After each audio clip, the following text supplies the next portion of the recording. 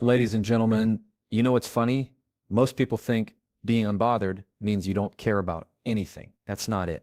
Being unbothered is about protecting your peace, not your ego. It's not shutting people out. It's knowing how to let the noise pass right through you without it sticking. And the truth is, it's not something you're born with. It's something you train yourself to do. So today, I'm going to give you 5 simple behaviors that make you completely unbothered by anyone, no matter what they say, do, or try. Stop explaining yourself when no explanation is needed is one of the most liberating habits you can ever learn, because it pulls you out of the endless loop of trying to manage other people's opinions. And the reality is, the more you explain, the more you invite others to poke holes, question you, or twist your words into something you never meant in the first place. And you end up giving away pieces of your peace just to satisfy someone's curiosity or criticism that didn't even deserve a seat at the table of your life. So the first step in becoming unbothered is knowing when silence or a simple statement is enough without an essay attached to it. Because the moment you start defending yourself over every little thing, you've given the other person control over your energy and your time, and that's a currency you never get back once you spend it. So you have to get comfortable with the idea that not everyone will understand you,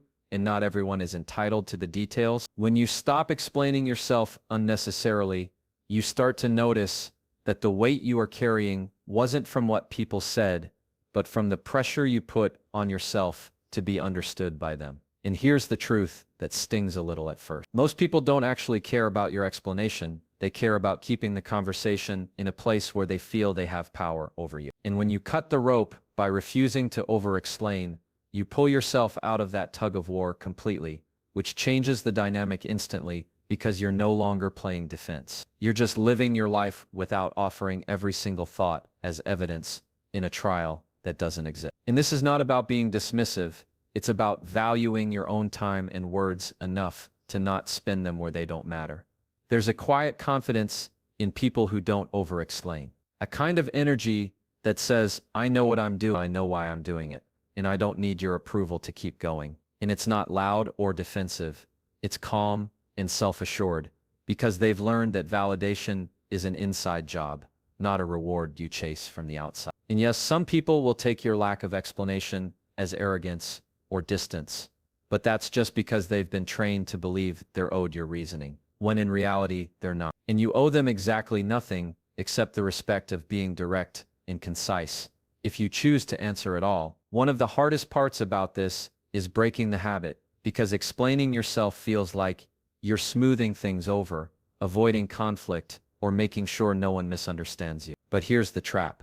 The more you do it, the more you teach people to expect it, and they'll push for it every time, even when you know it's not necessary. So learning to stop is going to feel uncomfortable at first. It's going to feel like you're holding something back, but what you're actually holding is your boundary. And the more you practice, the more natural it becomes, until it's just the way you operate. Think about how many times you've said, I'm sorry I can't, because followed by a long list of reasons to make it sound acceptable, when you could have simply said, I won't be able to make it, and left it there. Or how many times you felt the urge to justify a choice you made about your own life, your own time, or your own priorities, to people who aren't living your life and won't face the consequences of your choices. Because explaining often becomes an unconscious attempt to win approval. But once you realize you don't need it, that need dissolves. And with it, so does the stress of constantly performing for an audience that didn't even buy tickets to your life. There's a huge difference between giving context when it's genuinely needed and over-explaining just to ease your own discomfort. And the key is learning to tell them apart. Because when you explain in situations where it matters, like clarifying expectations in a project or giving information that helps someone do their part, it's productive and necessary. But when you explain just because you're afraid of being judged, you're not helping them understand. You're trying to control how they see you, and that's a battle you'll never fully win. So it's better to step out of it entirely and focus on actions that speak for themselves. Over time, you'll notice the shift. You'll catch yourself mid-sentence before spilling details no one asked for. You'll let your short, clear answer sit in the air without scrambling to fill the silence. And you'll watch how some people get uncomfortable when they can't get more out of you. But that's not your problem, because every time you resist the urge to explain unnecessarily, you're reinforcing to yourself that you are allowed to live without constant justification, and that you trust yourself enough to stand by your choices without wrapping them in extra words for someone else's comfort. Let silence do the heavy lifting is a skill that feels strange in a world where everyone rushes to fill every pause with noise, explanation, or defense. But silence is one of the most powerful tools you have when you're aiming to be unbothered, because it shifts the weight of the moment onto the other person. And most people aren't comfortable carrying that weight. They expect you to jump in, explain, react, or rescue them from the tension. But when you choose not to, you show that you're not controlled by urgency or emotional pressure. You're willing to let the air hang heavy if it means keeping your peace intact. And in that stillness, you keep all the control without raising your voice or proving a point. The thing about silence is that it's not empty, it's loaded with presence. It tells the other person that you're listening but not rushing to fix or defend. It creates space for them to either reveal more than they intended or to sit with their own work. And in either case, you've removed yourself from the reactive role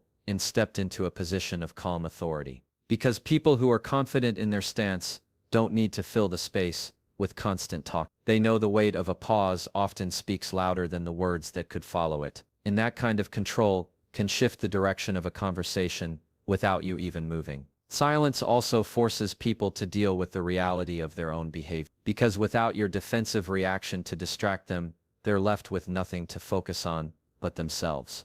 And that's uncomfortable for someone who thrives on provoking you. So when you resist the urge to fire back or explain, and instead hold your ground quietly, you're taking away their favorite weapon, your reaction. And that's when you start to notice that the less you give them to work with, the quicker their energy fizzles out.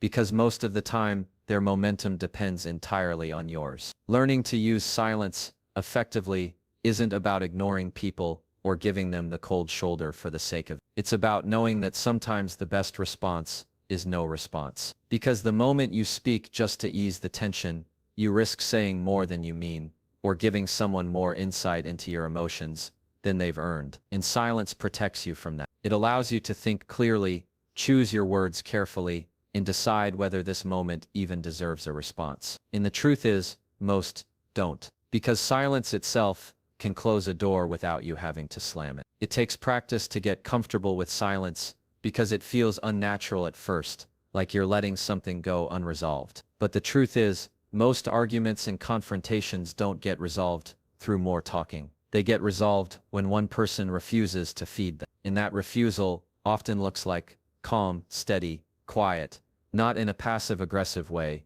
but in a way that says, I'm not giving this any more oxygen. And the longer you can sit in that space without breaking, the more you'll realize that silence isn't weakness. It's a form of strength that doesn't need to announce itself. Over time, using silence becomes second nature, and you stop feeling the need to rush in and fill every pause. You start to value the space between words as much as the words themselves, and you notice how much more in control you feel when you're not scrambling to explain, defend, or react. Because silence doesn't just protect your energy, it projects a kind of quiet confidence that can't be faked. And when people see that you can stand comfortably in that space without flinching, they start to treat you differently. Not because you've demanded respect with words, but because you've earned it without saying a thing. Control your tone, not their reaction, is one of the most powerful ways to stay unbothered, because it shifts your focus from trying to manage what you can't control to mastering what you can. And that's your delivery,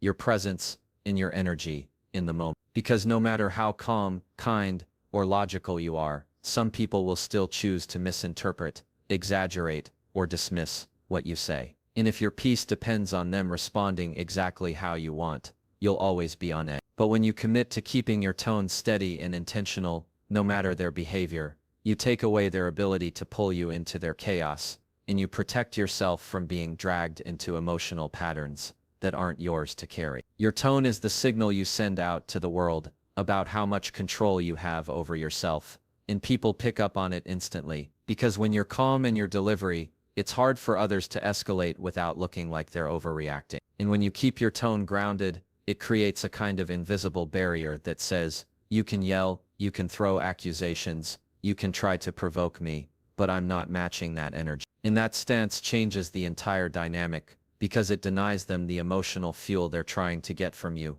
which is often the only thing keeping their argument alive. Controlling your tone doesn't mean suppressing your emotions or pretending you're not affected. It means channeling those emotions into a form that serves you instead of sabotages you. Because the second you raise your voice, talk faster, or let frustration leak into your words, you're giving them evidence to twist, and you're letting them set the tempo of the interaction. So instead, you set the pace by slowing your speech, keeping your voice even, and making your pauses intentional. And you'll notice that when your tone stays consistent, it's much harder for the conversation to spiral into a shouting match or a personal attack. This kind of control takes practice, because most of us mirror the energy we're given. Someone comes at us aggressively, and our instinct is to match their volume or defend ourselves just as strongly. But that instinct is exactly what they want if they're trying to get a rise out of you. And when you don't give it to them, when you stay level and unshaken,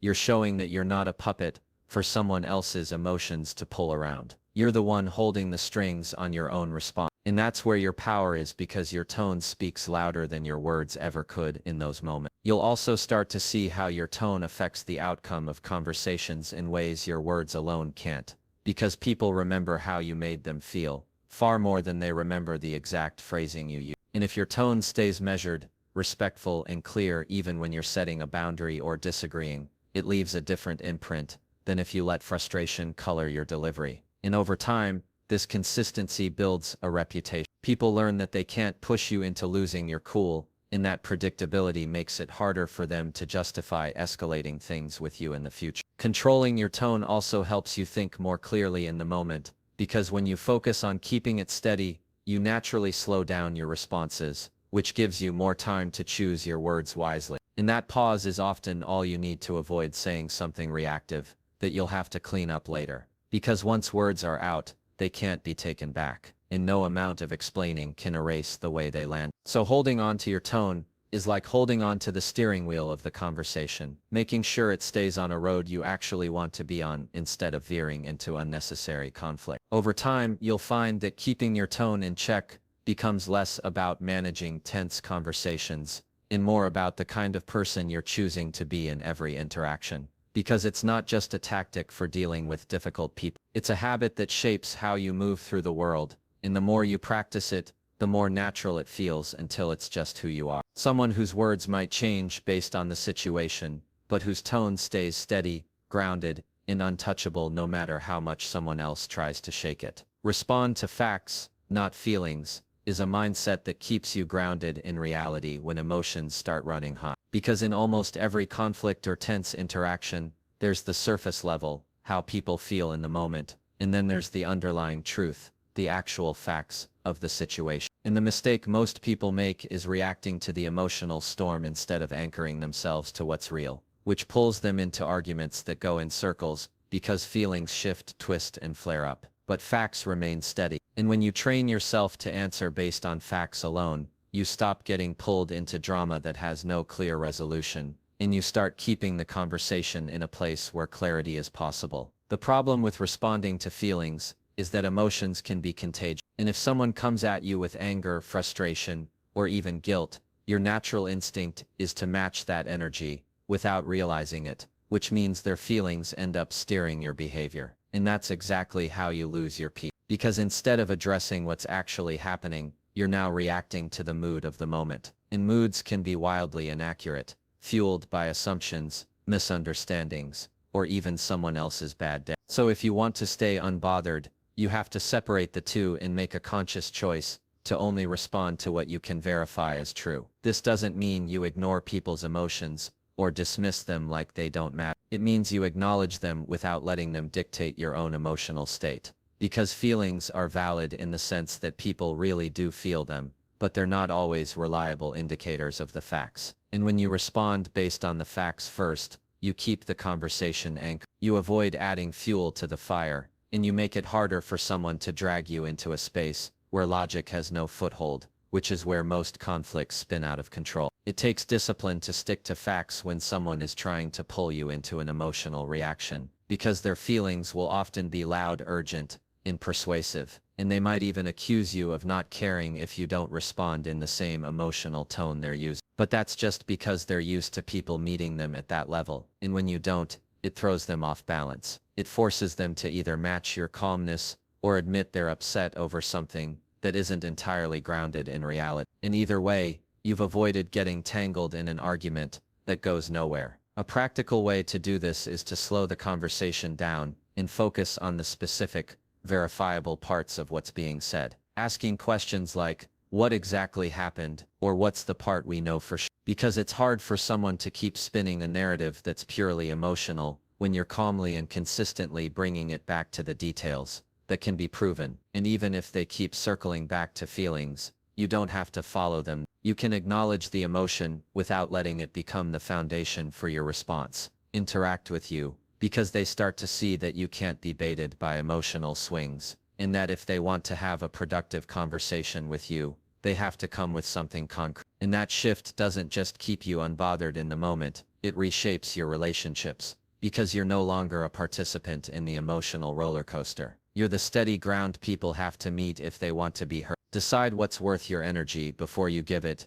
is the filter that stops you from pouring yourself into situations, people or arguments that don't deserve a single drop of your time. Because the truth is, you don't have unlimited emotional bandwidth, and if you spend it on every little thing that comes your way, you'll be drained before you even get to the things that actually matter. So being unbothered isn't about never caring, it's about caring selectively with intention. And that starts with pausing before you react, asking yourself whether this moment is worth the emotional cost it's about to take from you. Because once you give your energy to something, you can't get it back. When you make a habit of deciding what's worth your energy ahead of time, you create an internal standard that everything has to pass before it gets your attention. And that standard might look different for everyone. Maybe for you it's about whether the situation affects your life in a lasting way, or whether engaging will lead to an actual solution instead of just more noise. And once you get clear on that, it becomes easier to let things pass without feeling like you're letting people walk all over you,